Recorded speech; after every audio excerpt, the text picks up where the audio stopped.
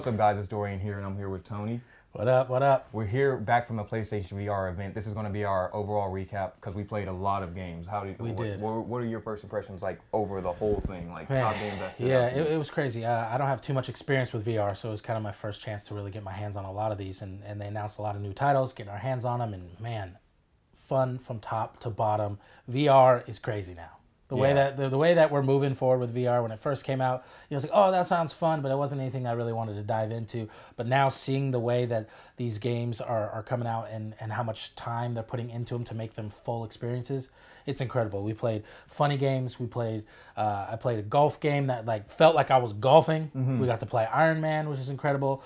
You got in there and played some scary stuff that I stayed away from. Yeah, bro. Now let's talk about that. So our full first impressions of Five Nights at Freddy's and Trover Saves the Universe will be on the Collider Games podcast. So you can go check that out now, and we'll have a separate clip out. But yeah, I got to play Five Nights at Freddy's. Your boy regrets it because it was definitely scary. So if you're into that horror stuff, you will definitely love this game. It's not for me. It's not for people who are intimidated by just like simple things popping up. If that's you, stay away from this because you will probably have a heart attack or your day will be ruined. So and that's good if you are a horror fan because you really will enjoy this. So that was one of the not highlights for me, but that was one of the things that stood out for me. But another thing is we got to play Trover Saves the Universe. Trover Saves the Universe. So what are your Universe. thoughts on that?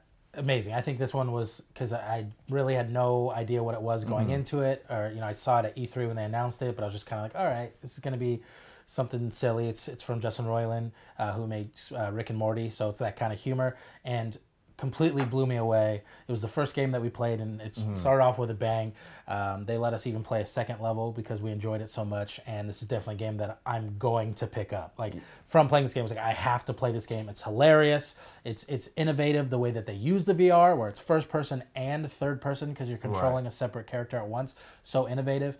You don't even have to have VR to play it because of that, and because it is third person. So that's a great way because get a chance to play it even if you don't have VR.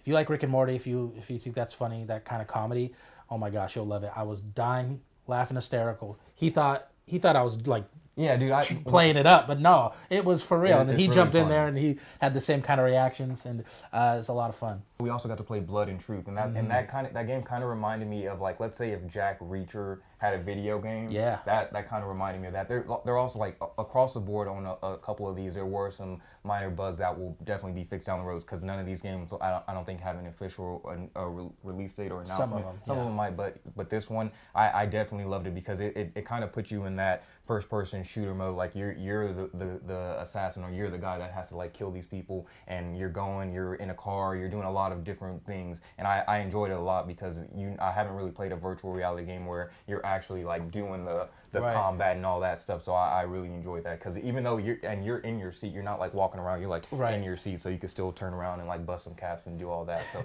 and then the controls were nice. Getting to have, you can dual wield weapons. You're putting clips in the gun. You're taking it off your back. And then there's a part when you're in a car, and I was just messing around with radio dials and stuff. It's immersive. It's completely immersive, which is awesome. It's no longer VR, just like, oh, looking at things. It's like you're getting to explore the environments and check things out, and it was awesome. That game's by PlayStation London Studio, so I think it's an in-house over there in London, and yeah, they're doing a great job with that one. If you like shooter, first-person action games, man, it's an adventure for sure. And you also got to play Everybody Golf. So how was that? Everybody's Golf. Everyone's loved that game. It's a non-VR game, and now they're bringing it to VR. It was awesome, man. It is truly 1-to-1 ratio when it comes to the controls. Like, you're playing golf. I had a few accidental... you had a few accidental, like, tapping it off the tee the first two swings. So if you take those out, I got 2 pars. I was on fire. I hit like a 95-yard putt. He did. The guy that was next to me who works for the company was like, wow, I can't believe you made that. Like, it was nice. And it was just so much fun. It's exactly like golf. It's as much swing you put on it, that's how far it's going to go, and it felt great. If you're into that kind of experience, it was a lot of fun. And don't they? I think he did say like you could stand up like how you were doing, or you could be sitting and do it that way. That's cool because I'm lazy as hell, so I'd probably just be sitting there swinging from my seat. But yeah, the game definitely looked like a lot of fun. And we also got to play the Iron Man VR game. You can find out our full review, our first impressions on a separate video, but we'll just give our quick overall general thoughts. We both loved it. I loved it so much. It was probably the highlight for me at that PlayStation and VR. Yeah, if I had to buy a VR like for any type of game, this is the game for it, and that's a lot because I am not, like we both said, I'm not that big of a virtual reality person, but this game made me be like, all right, it's time to make moves. Yes, it's time to make moves. Overall, I think PlayStation and Sony's VR is really revving up to do some game changers, some big hitters, because we had a blast from every game we played. There was just something different that brings virtual reality to the next level. So yeah, what are your final thoughts?